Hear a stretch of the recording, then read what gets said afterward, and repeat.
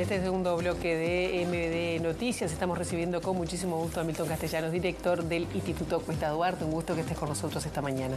Bueno, el gusto es mío, un placer en estas calurosas mañanas montevideanas. No ha sido demasiado caluroso. No, pero bueno, esta semana empezó a apretar, no estábamos acostumbrados y bueno, ahora el asfalto está un poco caliente. ¿Cómo sí. no?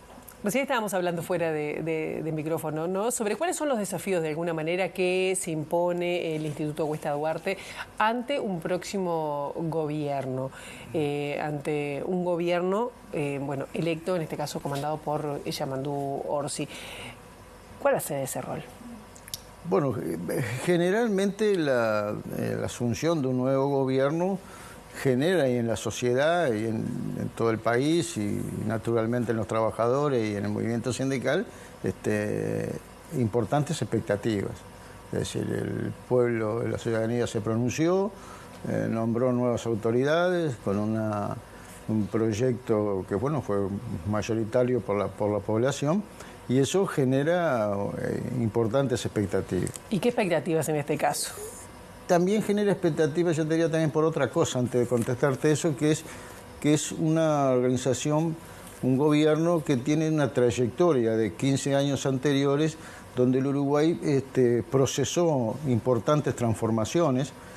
Fue un partido político que generó, bueno, reforma tributaria, reforma en la negociación colectiva, creó el MIDES, hizo la reforma... parte de la reforma educativa, es decir, hubo un gobierno, las políticas de género, es decir, hubo un proceso de cambios importantes. Entonces, lo que está asumiendo ahora es un gobierno que viene con esos antecedentes, o una fuerza política que viene con los antecedentes de cambios importantes. Y bueno, con esa expectativa nosotros pensamos que hay que trabajar con el talante que un poco ha impreso el electo presidente Orsi, de generar un gobierno de puertas abiertas, de generar un gobierno que genere acuerdos básicos en cosas importantes. Y bueno, y nosotros estamos con esa expectativa de que la impronta del gobierno de Orsi sea una impronta de buscar acuerdos. Yo no digo en todos los temas, pero sí me parece algunos acuerdos nacionales que puedan tener, por ejemplo, en el tema angustiante de la pobreza infantil, de lo que es el sistema de cuidados, de lo que son los salarios sumergidos en la parte importante de la población. El Cuesta Duarte ya ha tenido varios informes con respecto a estos temas. ¿Cuáles serían las principales, recomendaciones, sugerencias o las bases de acuerdo para por ejemplo, la pobreza infantil y las desigualdades, que es algo que ha trabajado? Yo digo que hay cosas que en un proceso de esto hay que buscar acuerdos de urgencia, en algunas cosas que hay que tomar medidas ya. Otras serían medidas más a mediano plazo, es decir, hay cosas que no se transforman en forma mágica. Resolver, por ejemplo, la pobreza infantil no se va a resolver en el Uruguay de un día al otro, lo mismo que la gente en la calle, los problemas de salud mental. Es decir, hay muchas cosas en Uruguay que no se resuelven de un día al otro, pero sí que comienzan a haber políticas activas, por ejemplo, de transferencia, los temas en la educación, los temas en la formación, los temas de priorizar, por ejemplo, en los consejos salarios de ahora que se instalarán a mitad de año de la gente que gana menos de 25.000 pesos, hacer políticas específicas, generar y comenzar a ver la posibilidad de empleos de calidad. Uruguay tiene un problema que genera puestos de trabajo, pero la enorme mayoría que los genera son de escasa calidad. Y eso hace que los salarios sean sumergidos, pero además son trabajadores que están en la informalidad, que están en la precarización. Es decir, yo creo que hay que una batería de medidas de urgencia y después empezar a proyectar algunos cambios que tienen que ver con el aparato productivo. El Uruguay no puede seguir sin resolver, mejorar su productividad, su trabajo, su empleo. Por ejemplo, yo ayer estábamos con el tema del conflicto de la carne, y hablando con los empresarios, un sector difícil, un sector que muy, muy poderoso además en el país. Es decir, en la industria de la carne se sigue pagando a destajo, es decir, un mecanismo de pago que es del siglo XIX, del XX, que es cuántas vacas yo mato por hora, es decir, o faeno, para decir la palabra. Entonces, sí, los niveles de productividad están solamente basados en que el trabajador se reviente trabajando para ganar un peso más. Cuanto más usa el cuchillo... ¿Y ahí cuál sería la alternativa, por ejemplo? Y bueno, la alternativa es que buscar mecanismos de pagar por hora, pero que la productividad no solo sea cantidad de fuerza de mano de obra, de intensidad de mano de obra, sino tiene que ver la tecnología, tiene que ver una serie de cosas, pero es muy difícil que todavía en Uruguay sostengamos que la principal sector productivo, el más poderoso, la industria cárnica histórica en Uruguay, se siga pagando a destajo, que es una reminiscencia no solo del siglo XX, sino del siglo XIX. Ya en la década del 40, del siglo pasado, ya el destajo se fue dejando de lado y no puede ser que la principal industria de este país todavía funcione así. Entonces esas son las cosas que deberíamos encarar, ¿no? Bien, y con respecto, por ejemplo, ¿facilita que Juan Castillo sea el designado ministro de Trabajo con toda la trayectoria que ha tenido en el movimiento sindical? Digo, para unificar o buscar esos acuerdos nacionales y estar en la misma sintonía. Yo siempre digo que facilita que las autoridades tengan conocimiento del lugar donde van, es decir, que tengan experiencia, que no lleguen y haya que explicarles de dónde está el baño y a dónde está pasarse un café, sino que conozcan las circunstancias, y en eso Juan tiene una vastísima experiencia que va a ayudar. Como ayudó en este momento, y yo no dejo de reconocerlo, en este gobierno, cuando asumió Aristi la subsecretaría y ministro, era una persona que yo puedo tener diferencias con él, pero una persona del ambiente laboral de toda la vida en los temas laborales. Entonces, eso ayuda mucho. Es decir, que una persona, un ministro, asuma y tenga esa característica, un equipo que se formó, que viene del ministerio, es decir, es toda gente conocida, quizás no de primer nivel en algún momento, pero yo que sé, son personas que ahora están en las direcciones que yo voy al ministerio, ya es como mi segunda casa, hace 30 años que voy, son personas conocidas de muchos años. ¿Y O'Donnell? Y O'Donnell yo lo respeto mucho, es un economista de fuste, tiene importantes trabajos sobre perspectiva estratégica en Uruguay.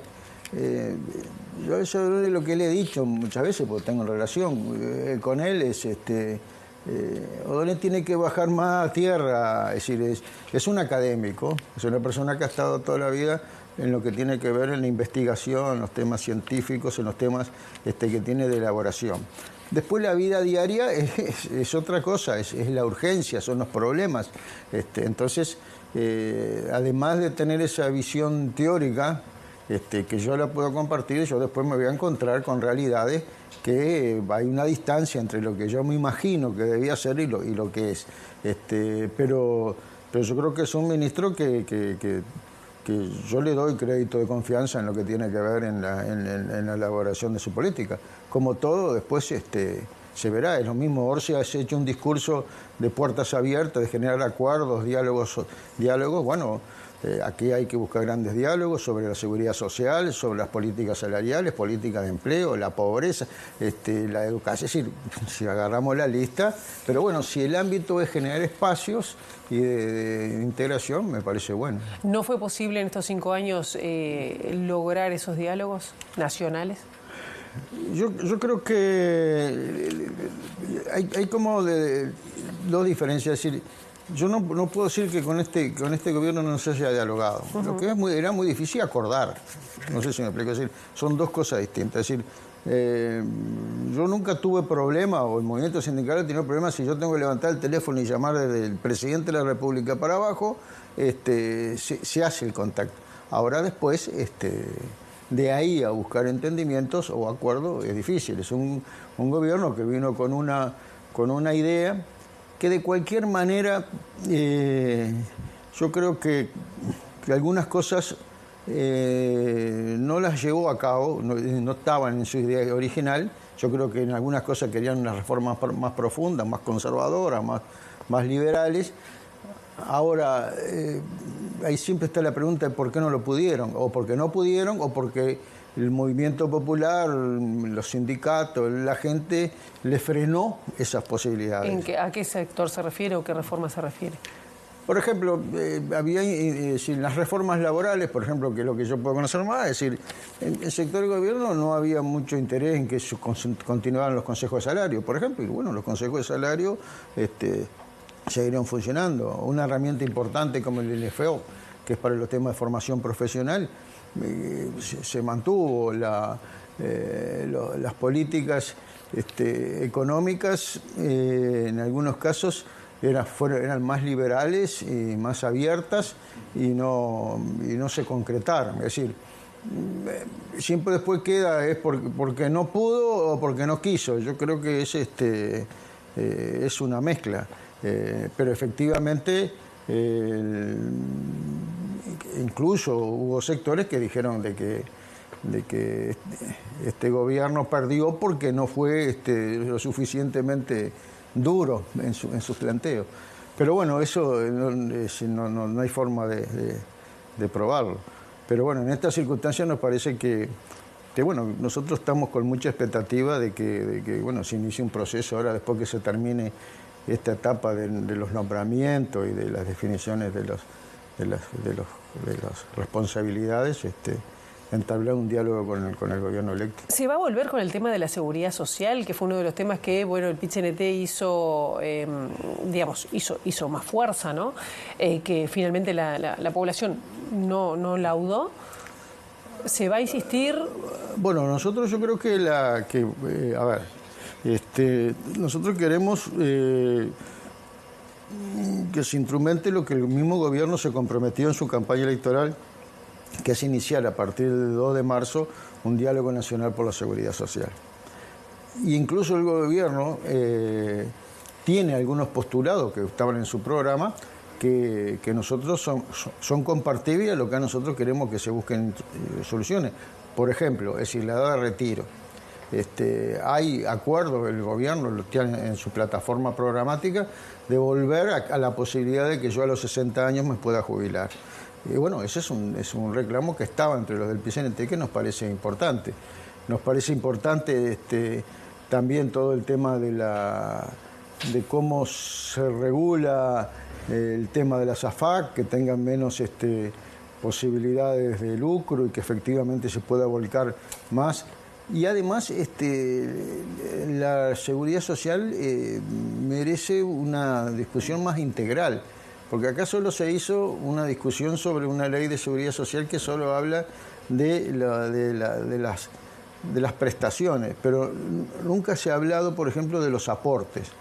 Es decir, acá hay grandes inequidades de cómo se aporta a la seguridad social. Por ejemplo, el sector rural no aporta como el resto de los trabajadores y el resto de las empresas que aportan por trabajadores.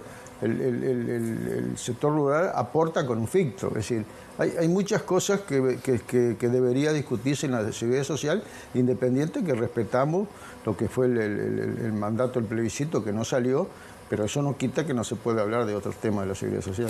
Ya tenemos que cerrar, pero ¿cuál es el próximo informe del Cuesta Duarte? Y bueno, el Cuesta Duarte estamos ahora generando... yo creo que el paso más importante que va a vivir Uruguay en los próximos meses, que tiene mucha expectativa, es cuando asuma el 1 de marzo el nuevo gobierno y anuncie en el Parlamento sus medidas para los próximos 5 años. Es decir, siempre cuando asume un nuevo gobierno, la Asamblea General se presenta el presidente, le pone la banda y él ahí hace un discurso para el país. Bueno, yo creo que el primer informe importante del Cuesta Duarte va a ser el análisis de las medidas que el gobierno ya no electo, sino el gobierno en funciones, ya deja de ser promesa y va a ver cuáles son las cosas que plantea. Estaremos atentos entonces. Por supuesto. Milton Castellano, muchísimas gracias por estos minutos. No, a las órdenes como siempre. Bien, y nosotros